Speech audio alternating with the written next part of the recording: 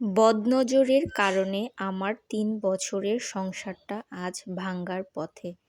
কেন যে এমনটা হলো, এমনটা কে করলো? নিজের হাতে গড়ে তোলা সংসারটা আজ ভেঙে যাচ্ছে শুধুমাত্র এই বদনজরের কারণে। তার ২ চোখের মণি ছিলাম আমি, আর এখন তার ২ চোখের কাঁটা হয়ে গেছি। আমার স্বামী আমাকে আকাশ পরিমাণের ভালোবাসতো, আর এখন তার চোখে আমি ঘৃণাময় পাত্রী হয়ে গিয়েছি। আমার স্বামী আমাকে এত পরিমাণের ভালোবাসতো যে এটা পাশের বাড়ির চাচি খালা কারোরই সহ্য হতো না, কারণ তাদের স্বামী তাদেরকে ভালোই বাসতো না। তো আমার স্বামী আমাকে ভালোবাসে দেখে তাদের হিংসে হয়, তাদের ঘৃণা হয়। আমি যখন বাড়ির অনেক কাজ করতাম বা টুকিটাকি কাজ করতাম, তখনও উনি আমাকে অনেক সাহায্য করত। আর এটা দেখে পাশের বাড়ির চাচি খালা কারোর সহ্য হতো না। সবসময় তারা এসে আমার সংসারে নাক গলাতো, এমনকি তারাই ডিসাইড করে দিত আমি কি করব না করব। আমি কিছু বলতাম না, কারণ তারা আমার দূর সম্পর্কে চাচি ছিল। তো মুখের উপর কিছু বলিনি, তাদের সম্মান করেছি।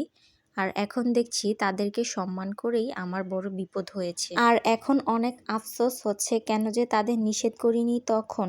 তাদেরকে কেন তখন এই সুযোগটা দিয়েছিলাম যে আমার সংসারে এসে নাক গলাতে। কারণ তারা আমার ভালো সহ্য করতেই পারে না, কারণ তার মেয়ের সাথে আমার স্বামীর বিয়ে দিতে চেয়েছিল। আমি এমনি সবসময় হাসি খুশিই থাকতাম, আর এটা দেখে তাদের সহ্য হয়নি। তো আমি একটা ভালো কাপড় পরলেও তাদের সহ্য হয় না, আমার স্বামীর সাথে ভালো মন্দ কথা বললেও তাদের সহ্য হয় না, ভালো মতো সুখে দুটো ভাত খাচ্ছি এটাও তাদের সহ্য হয় না। দুনিয়াটা এমনই, কারোর সুখ কারোর সহ্য হয় না। ভুলটা ছিল আমারই, তাদের কাছে যে কেন সব কিছু শেয়ার করতাম। তাদেরকে আমি আপন মনে করে চোখ বন্ধ করে বিশ্বাস করেছি। আর এখন আমার অনেক শিক্ষা হয়েছে যে নিজের গোপনীয় কথা কাউকে বলতে নেই। আর শিখে হয়েই বা কী লাভ?